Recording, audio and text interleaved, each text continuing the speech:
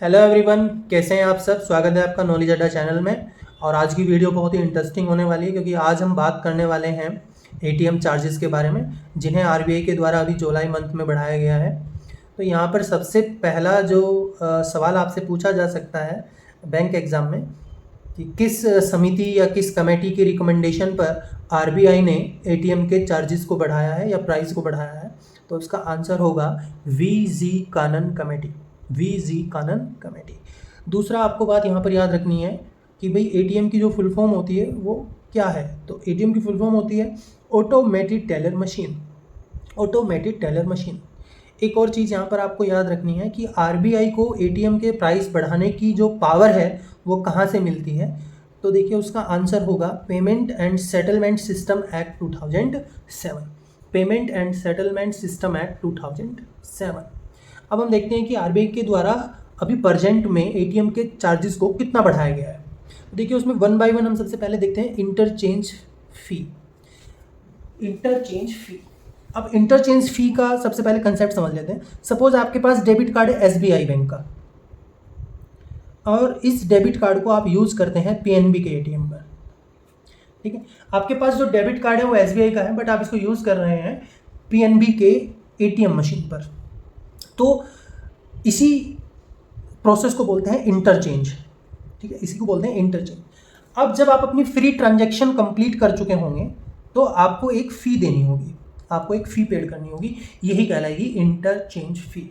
तो देखिए for financial transaction, तो जो फाइनेंशियल ट्रांजैक्शन सपोज आपने अपने एसबीआई के डेबिट कार्ड से पीएनबी के एटीएम से 1000 रुपीज़ विड्रॉल किए हैं, तो ये कहलाएगी फाइनेंशियल ट्रांजैक्शन।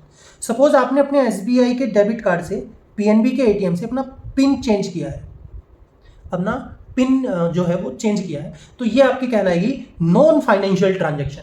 ठीक है, क्लियर है सभी को। तो सबसे पहले आपको क्लियर होना चाहिए कि फाइनेंशियल ट्रांजैक्शन क्या होती है और नॉन फाइनेंशियल ट्रांजैक्शन क्या होती है।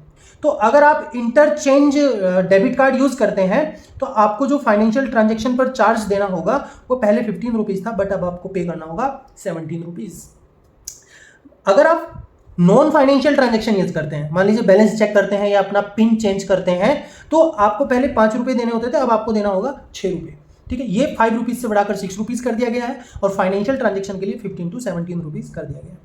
देखिए इसीलिए यहाँ पर बैंक बोलते हैं कि जब भी आप किसी बैंक का डेबिट कार्ड यूज़ करते हैं तो मोस्टली बैंक प्रीफर्ड करते हैं आपको कि आप हमारे ही एटीएम मशीन से पैसे विड्रॉल कीजिए, क्योंकि इस केस में एसबीआई जो कस्टमर था उसने पीएनबी का एटीएम यूज़ किया है, तो ऐसे केस में एसबीआई को पैसे देने होंगे पीएनबी को। ठीक है, बैकएंड में तो कस्टमर ही पे कर रहा है, बट कौन से बैंक से जाएंगे, एसबीआई से पीएनबी के पास जाएंगे।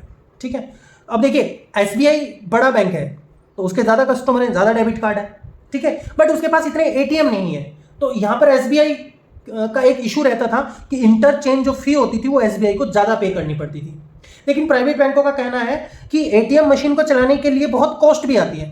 ठीक है, कॉस्ट क्या आती है आपने देखा होगा, वहाँ पर एसी का भी खर्च है, इलेक्ट्रिसिटी बिल भी है, एज वेल एज गार्ड की फैसिलिटी भी है। तो यहाँ पर बैंकों की जो कॉस्ट है उसी को ध्यान में रखते हुए ये चार्जेस बढ़ाए गए हैं। नेक्स्ट देखिए फ्री ट्रांजैक्शन। आपको फ्री ट्रांजैक्शन कितनी मिलेगी, उसमें कोई चेंज नहीं किया गया है। देखिए अगर आप same bank debit card same ATM same bank के एटीएम में यूज करते हैं तो आपको 5 ट्रांजैक्शन मिलेगी। ठीक है, अदर बैंक से आप यूज करते हैं तो 3 इन metro city and 5 in non metro city. ठीक है, metro city like Delhi, Chennai, Kolkata, अगर आप ऐसे लोकेशन पर यूज करते हैं तो आपको सिर्फ 3 ट्रांजैक्शन फ्री मिलेंगी इंटरचेंज पर, और नॉन मेट्रो सिटी में आपको 5 ट्रांजैक्शन मिलेंगी। ठीक है, नेक्स्ट कस्टमर चार्जेस। देखिए बियॉन्ड द फ्री ट्रांजैक्शन, अगर आपने अपनी फ्री ट्रांजैक्शन पूरी कर ली है, ठीक है, और मान लीजिए आपके पास पीएनबी का डेबिट कार्ड है और आपने अपनी 5 ट्रांजैक्शन कंप्लीट कर ली है सपोज, और आप इसको अब पीएनबी के ही एटीएम में यूज करते हैं, तो अब आपको जो चार्ज देना होगा वो पहले 20 रुपीज़ था, अब आपको 21 रुपीज़ देना होगा, यानी कि आपको अब 1 रुपया ज़्यादा पे करना होगा बियॉन्ड द फ्री ट्रांजैक्शन। ठीक है, और देखिए मैंने आपको बता दिया कि अगर आप अपनी फ्री ट्रांजैक्शन पूरी कर ली है और आपके पास पीएनबी का डेबिट कार्ड है और आप इसको एचडीएफसी की मशीन में यूज करते हैं, एचडीएफसी बैंक की मशीन में यूज करते हैं, तो आपको जो अब फीस लगेगी वो यहां पर 17 रुपीज पर ट्रांजेक्शन लगेगा, बिकॉज आप इंटरचेंज सर्विस यूज कर रहे हैं। ओके, अब यहाँ पर आपको याद रखना है कि ये कब से लागू हो रहा है, तो 1 जनवरी 2022 से ये लागू किया जा रहा है। 1 जनवरी 2022 से इसे लागू किया जा रहा है। और ये सभी शेड्यूल्ड कमर्शियल बैंक, ठीक है, आरआरबी बैंकों पर, अर्बन कोऑपरेटिव बैंकों पर, स्टेट कोऑपरेटिव बैंकों पर, डिस्ट्रिक्ट सेंट्रल कोऑपरेटिव बैंकों पर, ठीक है, मैं रिपीट कर देता हूँ एक बार, देखिए, ये सभी शेड्यूल्ड कमर्शियल बैंकों पर, आरआरबी बैंकों पर, अर्बन कोऑपरेटिव बैंकों पर, स्टेट कोऑपरेटिव बैंक्स पर, डिस्ट्रिक्ट सेंट्रल कोऑपरेटिव बैंक पर, या फिर जितने भी ऑथराइज एटीएम नेटवर्क ऑपरेटर्स हैं, व्हाइट लेबल एटीएम्स हैं, इन सब पर ये लागू होगा। ठीक है, ये व्हाइट लेबल एटीएम क्या होते हैं, ये कभी हम फिर अपनी क्लास में पढ़ेंगे।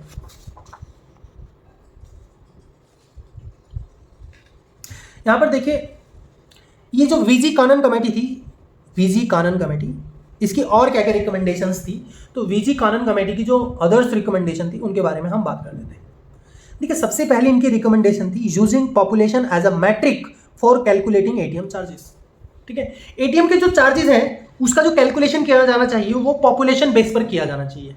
अगर कहीं पर पॉपुलेशन ज़्यादा है तो वहाँ पर आपको प्राइस ज़्यादा रखने चाहिए, और कहीं पर आप पॉपुलेशन कम है तो आपको प्राइस कम रखने चाहिए। ठीक है, देखिए, if population is less than 1 million in a city, तो अगर किसी भी सिटी में 1 मिलियन से कम पॉपुलेशन है, फ्री ट्रांजैक्शन शुड बी 6। उन्होंने रिकमेंडेशन जो की थी कि अगर किसी सिटी में 1 मिलियन से कम पॉपुलेशन है तो वहाँ पर जो फ्री ट्रांजैक्शन होनी चाहिए वो 6 होनी चाहिए, लेकिन प्रेजेंट में आपको कितनी मिलती हैं, 5। एक बात और यहाँ पर, इफ़ मोर देन 1 मिलियन, अगर पॉपुलेशन 1 मिलियन से ज़्यादा है तो वहाँ पर जो फ्री ट्रांजैक्शन है वो 3 होनी चाहिए। ठीक है, आपको ये बात याद रखनी है, वो फ्री ट्रांजैक्शन वहाँ पर 3 होनी चाहिए। एक और चीज़ यहाँ पर आपको याद रखना है, देखिए यहाँ पर आपको जो बात याद रखनी है कि 1,15,605 भारत में ऑन साइट एटीएम है। ऑन साइट एटीएम का मतलब होता है, सपोज ये ब्रांच है किसी बैंक की और इसी ब्रांच से अटैच एटीएम मशीन लगी हुई है, तो इसी को हम बोलते हैं ऑन साइट एटीएम, जो भारत में 1,15,605 है। ठीक है, और 97,970 जो है वो ऑफ साइट एटीएम है। ऑफ साइट एटीएम आपने देखे होंगे, मान लीजिए रेलवे स्टेशन पर कहीं कोई एटीएम मशीन लगी है, ठीक है, तो उसको हम बोलते हैं ऑफ साइट एटीएम। ठीक है, यानी कि एटीएम विदाउट बैंक ब्रांच। तो भारत में 1,15,605 ऑन साइट एटीएम है और 97,970 ऑफ साइट एटीएम है। ठीक है, 90 crore debit card issued by end March 2021। तो ये डाटा आपको याद रखना है कि मार्च 2021 तक भारत में टोटल 90 करोड़ डेबिट कार्ड जो है वो जारी किए जा चुके हैं। देखिए, भारत की पॉपुलेशन कितनी है, लगभग 1,35 करोड़ है, लेकिन अभी तक डेबिट कार्ड सिर्फ कितने यूज किए गए हैं, 90 करोड़। तो कहीं ना कहीं भारत में फाइनेंशियल इंक्लूजन की अभी भी कमी है। नेक्स्ट यहाँ पर एक चीज़ और आपको याद रखनी है, 25,013 जो है वो व्हाइट लेबल एटीएम है।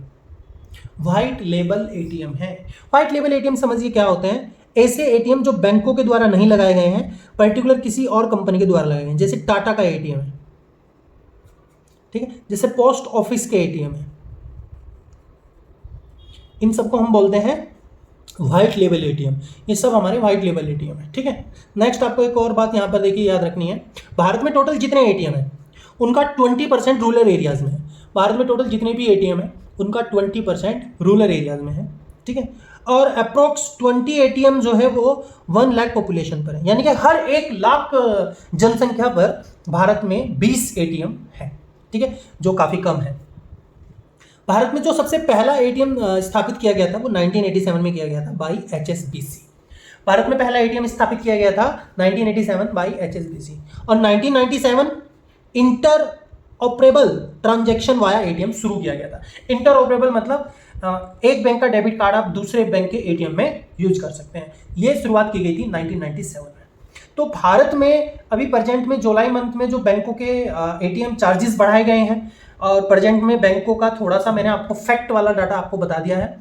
ये काफ़ी आपके लिए इंपॉर्टेंट वीडियो है, आने वाले एग्जाम में आपसे पूछा जा सकता है, तो प्लीज़ आप इसको पेशेंस के साथ देखें। थैंक यू, और लाइक, सब्सक्राइब एंड कमेंट करना ना भूलें। Thank you.